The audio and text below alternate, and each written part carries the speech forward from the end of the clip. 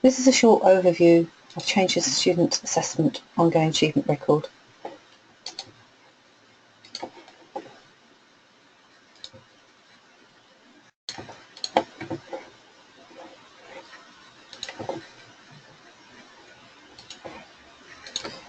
This is a short presentation on changes to students ongoing achievement record for Year 2 students.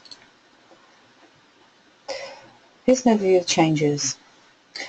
At the moment you've been assessed undertaking competencies. We're going to change that to be broader to assess the NMC domains rather than competencies.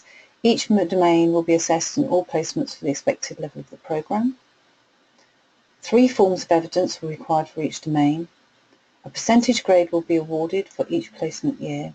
You'll still record your evidence on PebblePad. Let's have a look at this in more detail. The 4 domains are professional values, communication and interpersonal skills, nursing practice and decision making, leadership, management and team working. All domains are to be assessed in each placement. So, 3 forms of evidence is required for each domain. That means there'll be 12 for each placement. One must be direct observation, as you're used to, and the other is a reflection on the 3rd form of evidence, which is listed below. You're used to these evidence requirements, but we've added the service user report and wider patient engagement activity as a form of evidence. So, for example, if you've got a report or a statement from others that you've worked with and you write a reflection about it, that will be considered your 3rd form of evidence. Similarly for any simulations you do or any products of your work. We're hoping this makes it a lot easier and less laborious for you. So, mentors will look at your level of achievement for each domain. You're going to be awarded a grade from 0 to 100%, and it reflects the skills, knowledge and values pertinent to the stage of your programme. We'll look at the grade banding in a moment, but you must get a minimum of 40% to pass the domain. If you get less, then you're referred, an action plan is instigated, and you will then work on that referred domain during the next placement. If you don't achieve in the final placement then, for example, so maybe you've not achieved one of the domains in the 3rd placement, you need to undertake a further period of practice, and any resubmission of domain will be capped at 40%. So 2 attempts at practice, so 2 attempts at the domains. Let's have a look at the performance levels. So these 2 are the areas of referral. Here you would meet expectations, and here we're looking at levels of improved areas of functioning and working.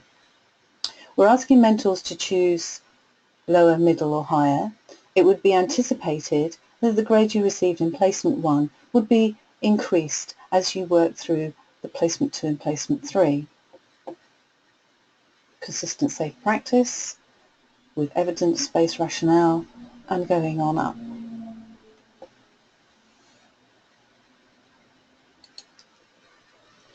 Here's the first domain, professional values. This is indicative guidance for yourself and the mentor, and have a look at some of the statements here.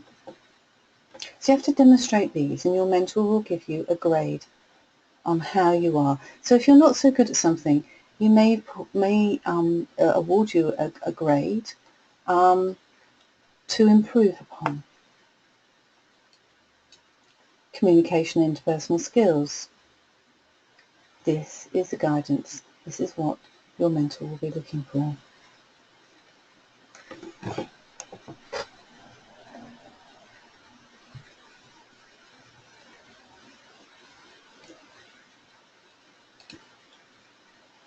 Nursing practice and decision making. So here we're looking at a range of guidance of what we're expecting to see from you.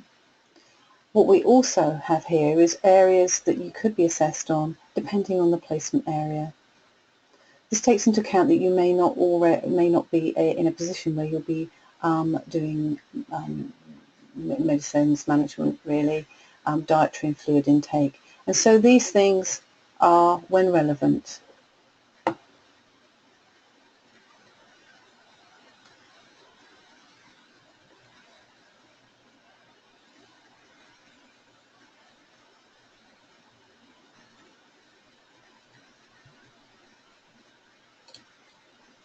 and the fourth domain, leadership management and team working.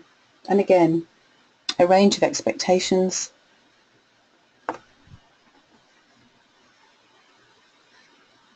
and guidance in order to guide the mentor in assessment of you. So each domain has a development plan, how you're going to achieve the domain, what placement objectives that might be additional. So you might be with a community nursing team, for example, and there are certain things there that you can add in addition to the objectives that are set within the domain. And this is the same for all placements. As you have before, you'll be undertaking a formative assessment of each domain, and your mentor will also do that. Following that, there's an action plan that will identify areas that you need to build on for your development. So your summative assessment, each of the domain has the record of the 3 forms of evidence that the mentor sees. Each domain is graded with percentage, the usual signatures, and then personal tutor will add the scores and divide it before so that you have an overall percentage for the placement. And at the end, the 3 placement scores are added together, divided by 3 to give you an overall score for the academic year. Here's your personal tutor summary, again similar to what you've seen before. And then here's an action plan.